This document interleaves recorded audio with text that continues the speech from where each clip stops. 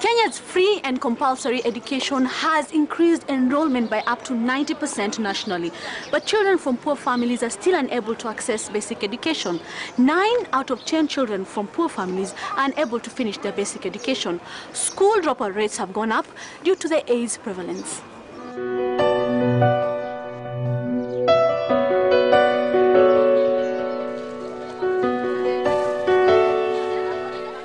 A good education, a parent's dream for his or her child, each wanting their son or daughter to have a better shot at life than they did.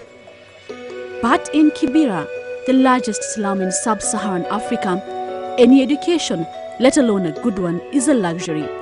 Here, basic survival is hard enough. Most parents are struggling to put food on the table. And it is all so clear when we make our way to the heart of Kibera to visit one of the schools scattered here. Our first stop, St. Augusta's Primary School.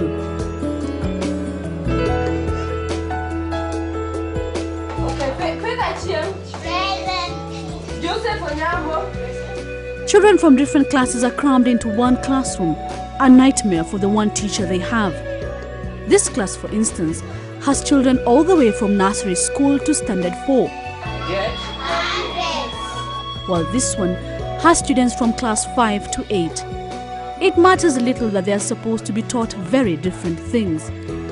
Teachers here say the very basic education is better than none at all. The school has only 2 teachers, and that includes the head teacher who takes up classes in the lower primary.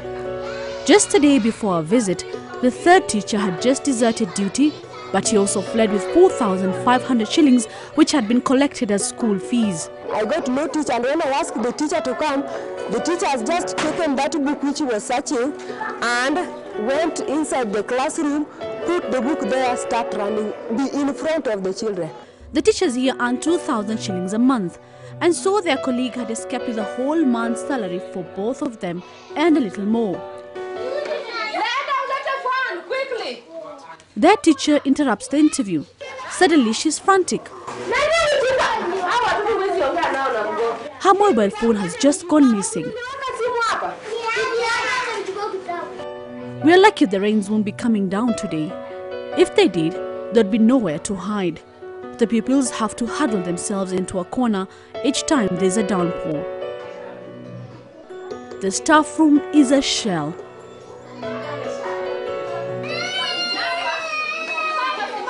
There is more drama here than learning. These children, for instance, refuse to enter their classroom. And using force here simply doesn't work. The teacher informs me that they'll only study after she gives them a few coins to buy sweets after school. It is not clear how long she can keep that going. The toilet in the school is in such a sorry state that the children ignore it altogether. Not that they have anything better at home. They relieve themselves almost anywhere within the school compound. These children once enjoyed a meal at school, but that is now history. There is no money to buy food.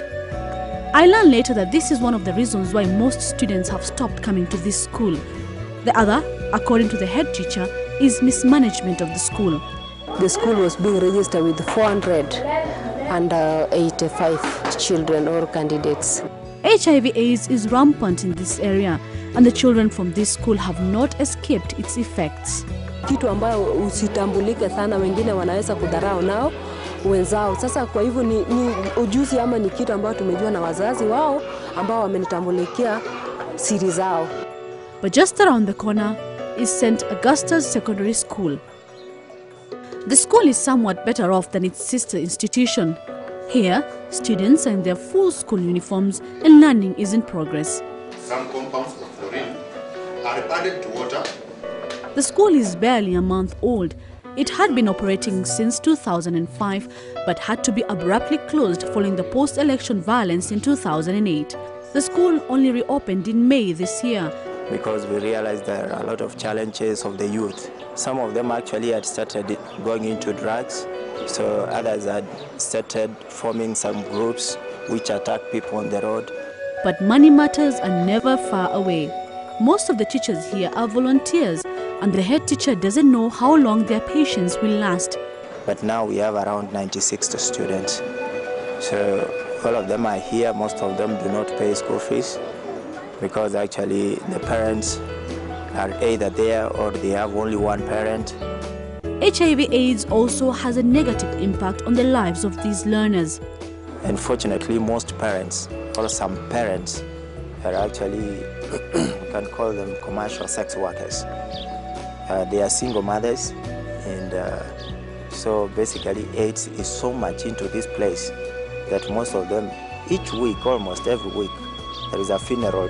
Their curriculum is not just limited to classwork. There is a lot of tribal hatred, so we are trying to remove this kind of mentality from them.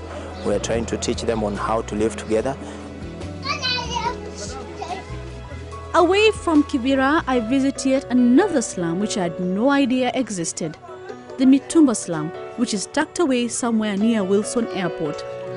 As we make our way through, I notice that nearly every house is next to a busa den, where many slum dwellers spend virtually the entire day drinking the illicit liquor. But we're here to visit Charonyab School.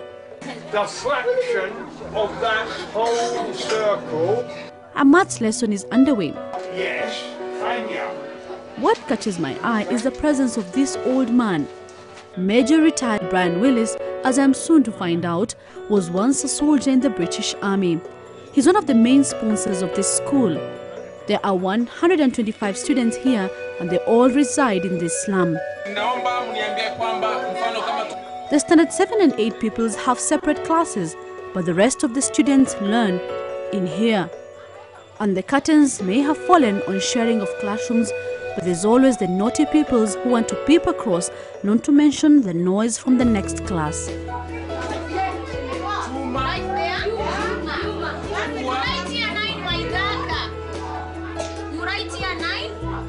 You can see we are grouping children in classes. That's because one of the reasons is we do not have money to pay.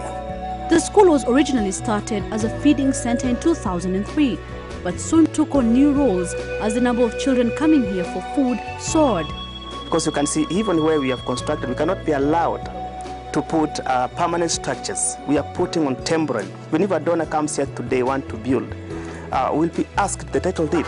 We don't own the land. We have no title to this land that we're on. And as a result, that is why you will think to yourselves, well, this guy's talking about all this money that he's collected from family and friends in UK, but what's it all been spent on? According to the school's benefactor, Class 8 pupils will sit the exams this year and pass, but the future isn't as promising. If I'm honest, not all of those 13 are going to pass. But I would say if we are lucky, we might get 10 of them through KCP. And then the terrible thing is, what happens to those children? Even more fascinating is the fact that there's a boarding facility within these classrooms, right at the back of this room used by Class 3 pupils.